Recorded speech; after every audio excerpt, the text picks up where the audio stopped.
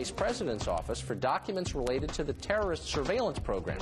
Today, the White House said, sorry, no, we will not cooperate with these subpoenas.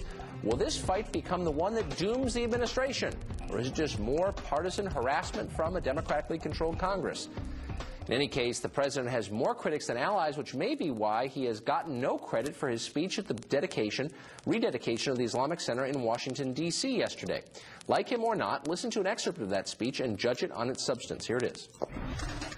Men and women of conscience have a duty to speak out and condemn this murderous movement before it finds its path to power.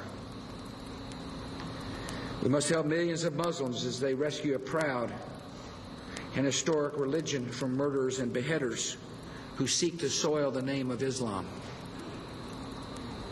And in this effort, modern Muslim leaders have the most powerful and influential voice. The president is right.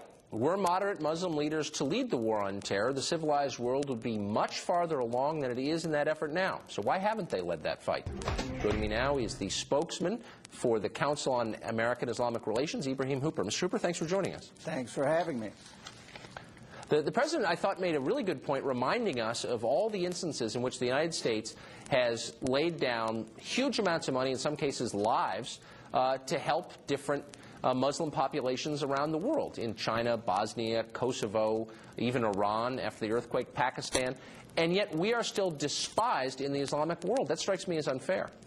Well, I think it's based on our major policy blunders, particularly a failure to help resolve the Israeli-Palestinian conflict and the completely unjustified invasion of Iraq. I mean, those are the main causes for hostility towards the United States right now, but a lot of it may just be a result of being the only superpower left in the world, and you're kind of the one that people are going to look to have some kind of balanced policy, and if it's not there, they're going to be upset.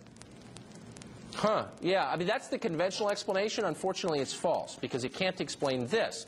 The Pew Center, which does polling around the world, asked Muslim populations around the world, how do you feel about Osama bin Laden? And in the Islamic world, huge and disturbing percentages of the population had confidence in him. In Palestine, 57% of people asked said, we trust Osama bin Laden. Well, in again, Pakistan, 38%. I think that's, Indonesia, 41%.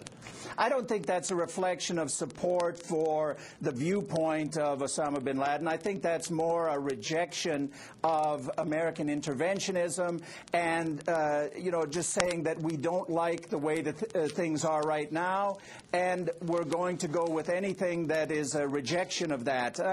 As I say, I don't think it's a reflection of support for that viewpoint at all, because when you poll people, do you support these specific extremist views, they say no. But wait, the question was, do you support Osama bin Laden? I mean, I think your answer is a little bit too glib, and it ignores the headline here, which is there is a problem in the Islamic world with support for violence. No, but and support what for I'm terror, saying and is support for terror leaders like Osama bin Laden. If you break down what he actually believes and what the Al-Qaeda philosophy is, you know, the permission to kill other Muslims, permission to kill civilians, all of these kinds of things, when you ask Muslims about that, they say, no way, we don't abide by that. That's not part of Islam. Look, if you went and asked a cross-section of Americans, do you support Adolf Hitler? And 40% said yes. No, you wouldn't say, well, that's because they're dissatisfied with the policies of the United States government. You would say there's something wrong with these people. Anybody who would support a mass murderer has something wrong with them. And my question is, why do Islamic groups such as yours spend so much time criticizing American foreign policy and so little time chastising your own people, fellow Muslims, for having views that are sick? Well, I guess you should have read our news release of yesterday that congratulated President Bush for announcing that he'll name an envoy to the Organization of the Islamic Conference.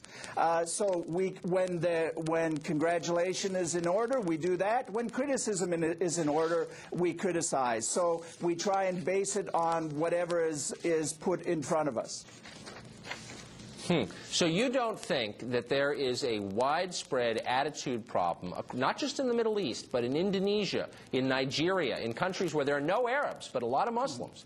There is not an attitude problem, an acceptance of violence to achieve political ends that you don't see in other parts of the world. You don't recognize that?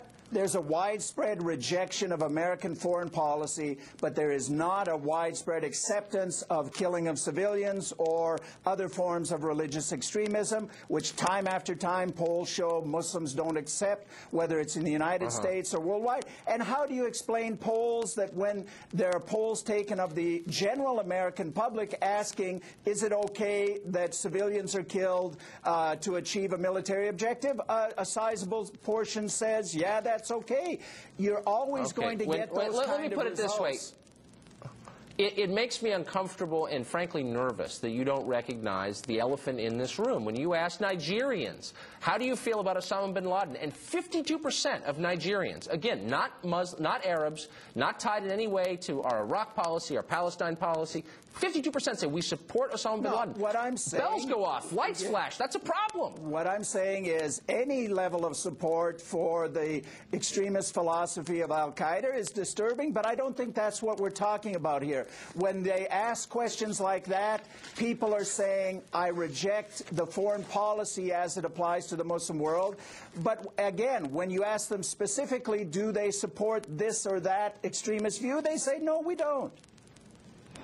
Okay, it's a pretty roundabout way of expressing dissatisfaction with American foreign policy, in my view. Ibrahim Hooper, thanks so much for joining us. Thanks for having me. Hispanic voters are fleeing the Republican Party and jumping aboard the Hillary Express. What is behind the mass exodus? And why? Of all the Democratic